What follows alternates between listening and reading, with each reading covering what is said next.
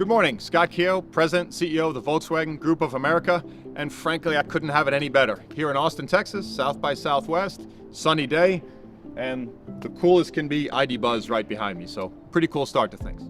Hi, I'm Laura Young, environmental scientist and climate activist, and I'm from Scotland. But I really started to think about what does it mean as an individual to be sustainable, play our part. You know, we all know about what's happening around the world, and I really wanted to try and take on that challenge, you know, think about how I could be sustainable with little things, like tiny things, like swapping foods or the way I shop and that sort of thing, but also, you know, much bigger things, you know, really take on the lifestyle stuff.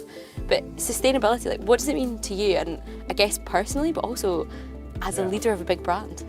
You know, it's similar to you. I think personally it was more of a stumble upon it. I think the way I live my life a little bit, I've always been a very big gardener, and my wife is a chef, so we try to the extent possible to eat clean foods, eat everything from the garden. Over time, I've become a very big hiker.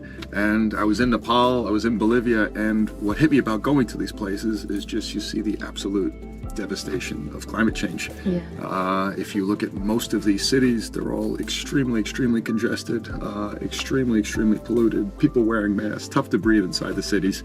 And then of course you're seeing all the glaciers disappear.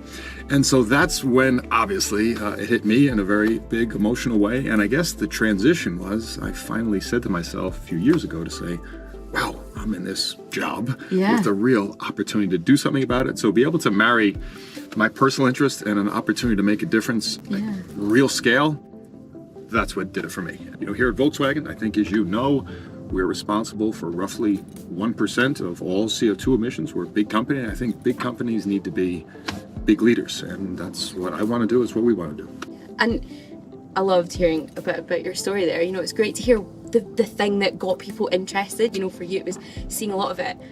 The role you're in, if I may say, is one of influence. You know, you've got a lot. How do you see your influence when it comes to moving Volkswagen as a whole towards a more sustainable culture? You know, the environment's not about politics. Honestly, America is a country of farmers, it's a country of fishermen, it's a country of outdoorsmen and outdoorswomen and adventurers, and that's the story. We have to sustain these places that we eat and that we breathe and that we live. And so I try to depoliticize it and of course make the thing very emotional and sustainable. And I think this comes with our employees, it also comes with our dealers, it comes down at our factories. So yeah, it's quite an opportunity. Yeah, and we are cruising around in an electric camper van, the IDBuzz. Is this part of the future of what you see Volkswagen? Is this part of where you think you're going when it comes to sustainable automobiles?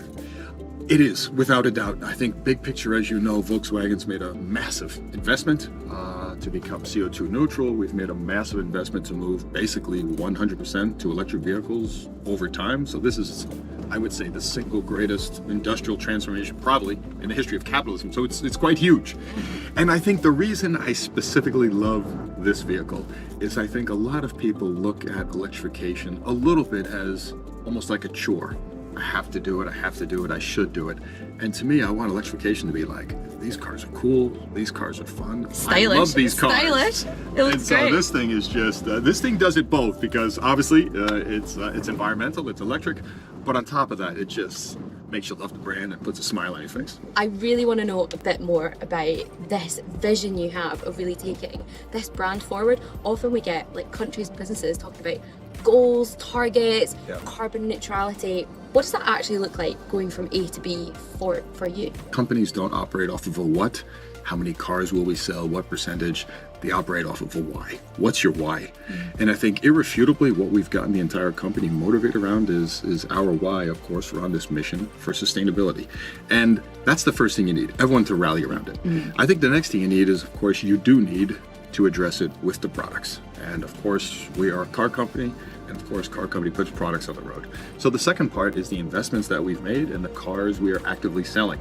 And I'll give you a good example of the risk that comes with doing this. When we were holding the debate with Herbert on the investment in Chattanooga, the electric vehicle market in America was under 1%. You're going to build a factory for a market that's under 1%. And we debated, we went back and forth, a lot of anxious nights. fast forward 4 years later, it's now 5% of the market. Of course, the market has taken off and booming. So you have to take some risk and make some bets. I think the other thing, of course, is the production itself and the operations themselves. And we're doing tremendous things, whether it's natural gas tankers, making sure our trucks do not idle at the ports, make sure they move quickly. And then, of course, the plant itself. And the plant itself is not 100% clean energy yet, but it's about 80% and certainly well on its way. The final piece is the employees, and we gather ideas almost all the time, even ideas like we've taken printers out of our offices, the idea we don't allow water bottles into our offices. Yes, they're trifle in a global scale of things, but it gets the motivation and thought process. Yeah, and I think sometimes it's about changing the culture. Even as individuals, you know, your employees will take that mindset home into their communities, their sphere of influence. And I think that is something that is, you know, so important. I guess one thing I am really aware of is I have an electric car and I got it a few years ago and I had so many questions. I was so uncertain about the move, you know, it was a big move and the infrastructure maybe wasn't set up. But I'm also aware that I'm from a tiny country, Scotland. Distance isn't a big thing where I'm from. What is it like bringing electric cars into America? What's the market like? And what are some of the barriers that you're trying to come across? Look, I think the biggest thing in America is, yes, it's a gigantic country, but you have to make gigantic problems quite small. The overwhelming majority of Americans live and drive in the suburbs, which means you have a garage, which means you could set up a charger right there. The second thing, of course, is most Americans drive 20 to 30 miles a day. So what you see is people always go to the extreme. What if I hop in my car and I want to drive to Alaska tomorrow? It's like, wow, you've never driven to Alaska before, you don't do it. So I think you have to slice it down. But the thing I'm focused on, and this is what we see, the instant someone can apply it to their lifestyle. So at the dealership level, we have to have these test drives. We have to help them with the chargers in their homes. And once they apply it, there's no looking back. What is next for you? I guess as Volkswagen, but also personally, like what have you got coming up? The single biggest thing at Volkswagen is we, of course, are importing the ID.4. This is our #1 selling electric vehicle. We are now localizing that car in Chattanooga. So the early 0 Series cars are coming down the line. We're getting ready for SOP, and it's all going on. And the workers are getting trained, everyone's getting revved up, the world is watching, and we're excited. So that's sort of the #1 thing.